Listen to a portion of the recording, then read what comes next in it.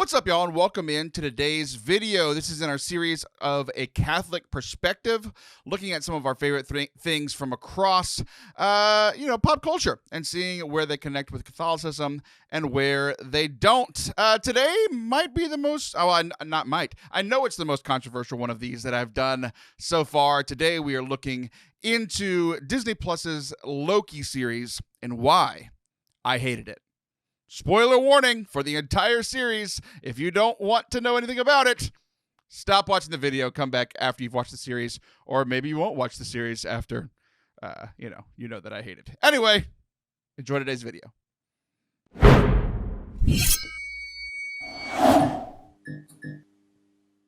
All right, so first of all, let's get into the things that I did like about Loki's series on Disney Plus. One thing that I had to get out of the way, because I know people will be really upset with me if they think this is why I hate it. The acting was tremendous. The Loki actor, the Kang actor, Loki and Mobius's connection, just tremendous. Like, nobody has gone toe-to-toe with Loki, in conversation and really intellectually throughout the entire series. He's always been by Thor, who we know is very powerful and might even be the strongest Avenger. Well, that's a video for another day, but not the brightest in the bucket. The conversations that these two have are tremendous. And then the actor who plays Kang, or not Kang, if you've seen the series, you know what I mean. Jonathan Majors just knocked it out of the park. He was so great in the series. That's it. That's what I liked. Now we're going to spend the rest of today's video talking about what I didn't like. First of all, timeline stuff, right? Okay, so this Loki is not the Loki that we as MCU fans have come to know and love. And they tried to convince us by the Loki who literally, he's taken away from when he's in change after the events of the first Avengers movie back in, 2012? Years ago. And he was literally just trying to take over the entire world and subjugate everybody. And then he watches, a 30-second clip of the rest of his life. And then he changes essentially into the Loki that we've come to know and love. I just didn't buy it. I just really didn't buy that. But that's kind of the small thing. The biggest thing, the big one, why I didn't like the series. And first, I have to say that time travel is always difficult in storytelling. It's just a difficult thing for people to tackle. People have struggled with it in the past. The multiverse is adding a bunch of questions. We knew that the multiverse was coming because we knew that the next Doctor Strange movie is the Multiverse of Madness, and we've now seen it in other series. We knew this multiverse was coming, but my overall thing with this is free will, which we'll get into, and just that this entire series felt like they were pushing towards the multiverse and towards the future with a huge middle finger to everything that has come before. And I'll explain why throughout the rest of this video, but we knew that the multiverse was coming. We knew that this show might even have something to do with it, and we learned that early in the series. And I felt that they're trying to focus so much on pushing forward to the past Thanos, past Iron Man, past Captain America. And they just kind of put up a middle finger to everything that we have fallen in love with the MCU, right? Who's watching this series? Huge MCU fans. People who have been in, people like myself who saw the first Iron Man movie in theaters when I was in college. I mean, it's just crazy how much these stories have connected with us. Obviously, we know that. These stories have made billions and billions of dollars. Millions of people have watched them. And this whole series just felt like they were saying essentially what a lot of, people with the new Star Wars movies didn't like. Kylo kept saying, let the past die, kill it if you have to. And it felt like this series was trying to open up a new story with this multiverse while saying that the stories that we've watched for the last decade really didn't mean as much as we thought they did. And I'll explain why here in a second. So first of all, free will. Free will is just the ability for us to make choices on our own. And this was one of the big themes of this series. So what the show, anytime, the only rules that we have are the rules that the show tells us, right? So what does the show tell us? That there's this sacred timeline, and if anybody makes a choice that is opposed to that sacred timeline, they get plucked out. So let's just say it was me, right? So I'm recording this video right now. If I was in the MCU and the sacred timeline, I wasn't supposed to make this video because it's revealing all the things that are wrong with it. I get plucked out and I get taken away to where Loki was taken. On the sacred timeline, though, the me that was on the sacred timeline just never made the video, right? So do I have the free will to create this video? In the MCU, it's saying that I don't, right? Because if choosing to make this video is against the sacred timeline, I get plucked out and taken away, and the Taylor that remains didn't choose to make the video. So if free will is an illusion, if like me in that scenario and everybody that gets plucked out in the Loki series, the Loki that was left, the Sylvie that was left, doesn't know that they've been plucked out, because the real one that was left, the real one on the sacred timeline was left on that timeline with no idea that another version of them got plucked away. If free will is an illusion, then characters don't have free will. Essentially, this is like the Sims game, right? Where there's Sims and somebody else is controlling them. They might think their world is real, right? It would essentially be like if we're living in a simulation where it's like, oh, I think I have free will. The Catholic Church teaches that we have free will, but actually I don't. I'm actually being controlled. Like, that would be crazy, right? So free will now in the MCU, well, I guess not now. Because essentially, they were tackling free will, and essentially they were saying that Loki, who got taken out, and all of the variants that are in the Time Variance Authority, they all have free will now because they broke it up at the end.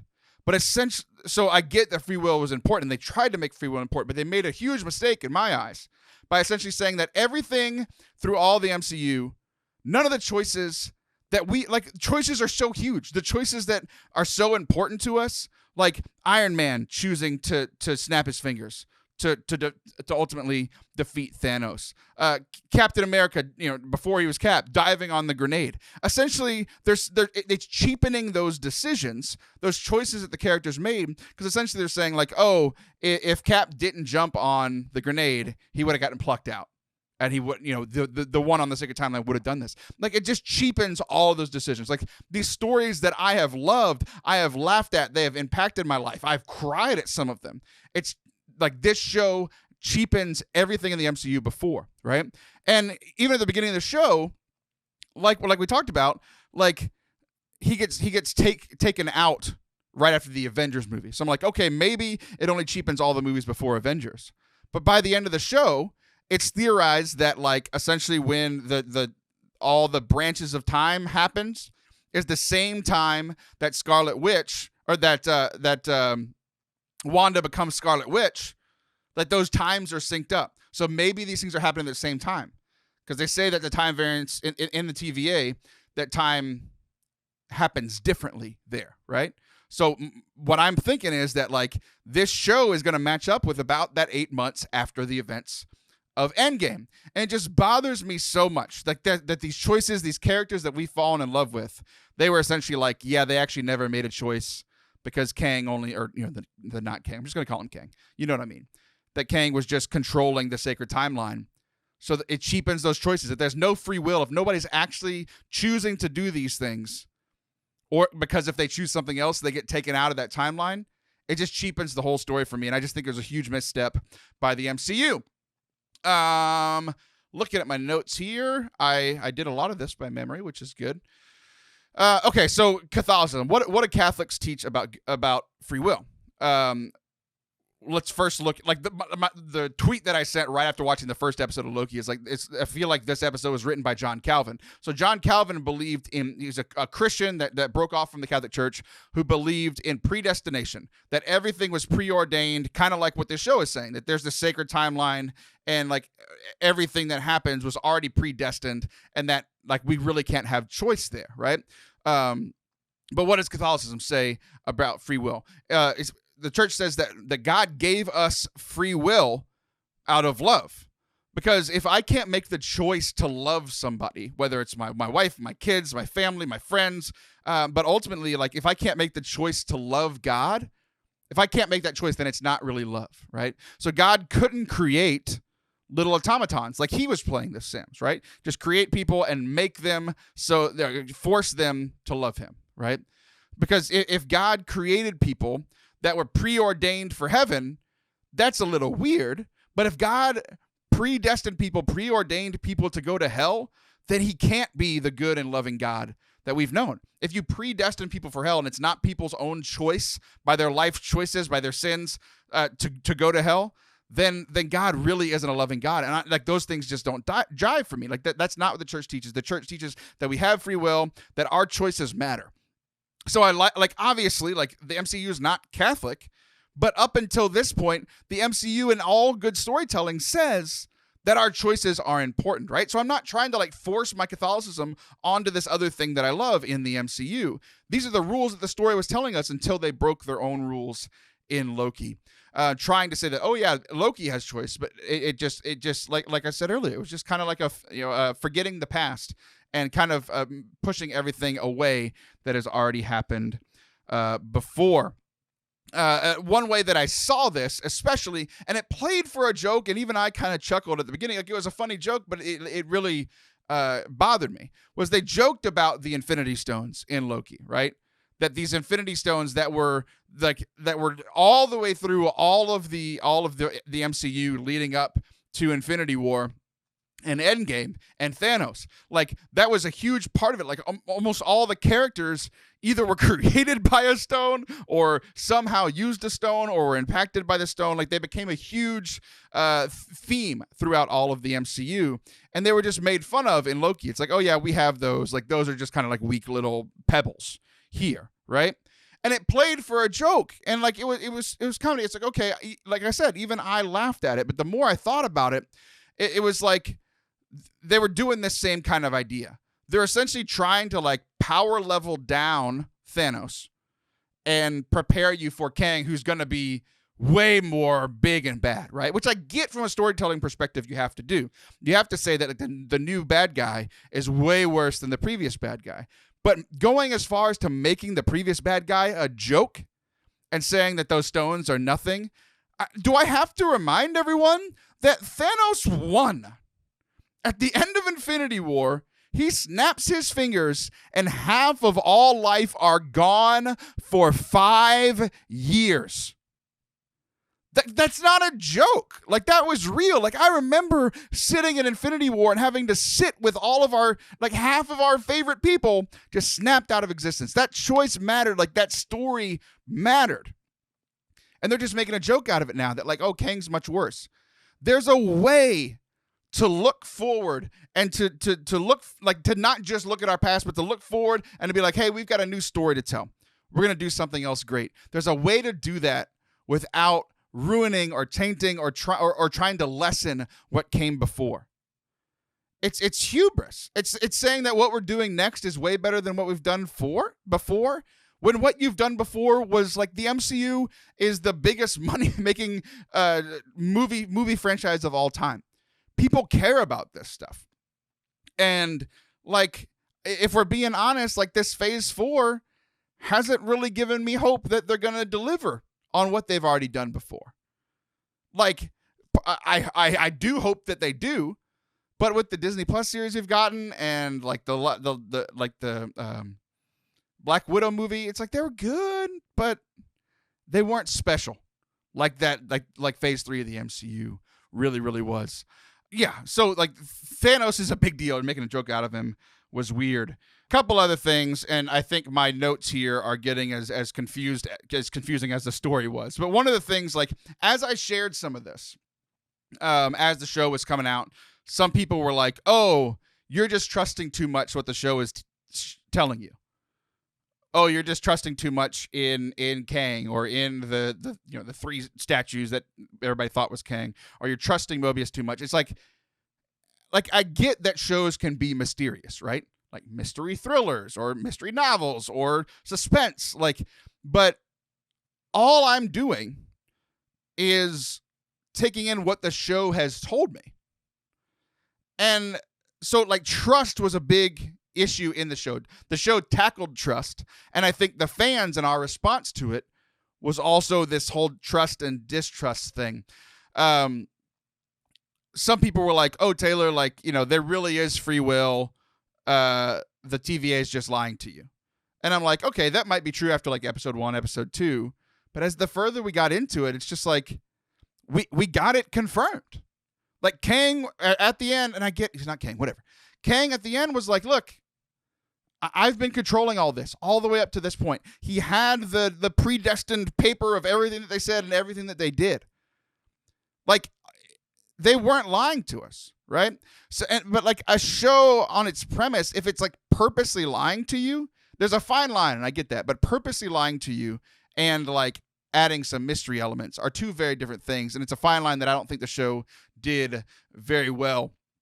But yeah, that was just one of the responses to some of the stuff that as I started talking about this in snippets a little bit, people were like, oh, you're just trusting the bad guys too much. It's like, well, the show's over now, and we know that these things really, really happened.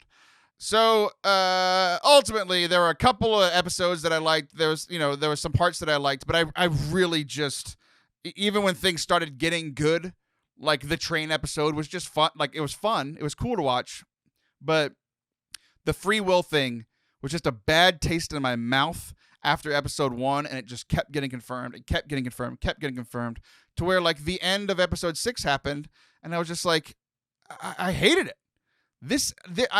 It's not even close. Everybody likes to say like, oh yeah, Thor: The Dark World was terrible. This is the worst property that the MCU has created. I would say it's even up there with some of the TV shows that Marvel did on Netflix. Like Daredevil was amazing, Punisher was amazing. Some of those other shows weren't as good.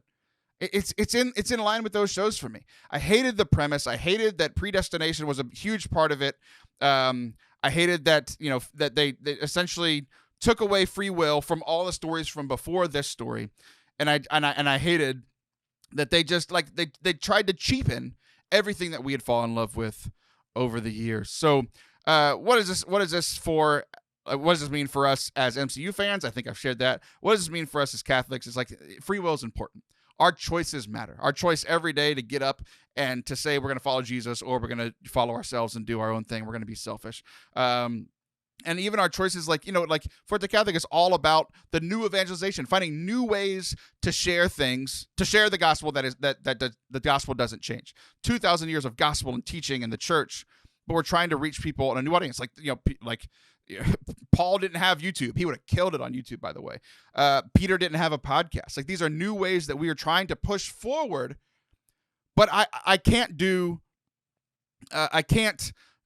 disregard everything that has come before, right? And that's what I think this show did. I think this show, as it was trying to move forward and push things forward, it just kind of put up a middle finger to the MCU that came before it. It's like, we can't do that as Catholics, trying to be on the edge and doing something new, but we can't forget about this great tradition of the church. So I love the church. I love Marvel.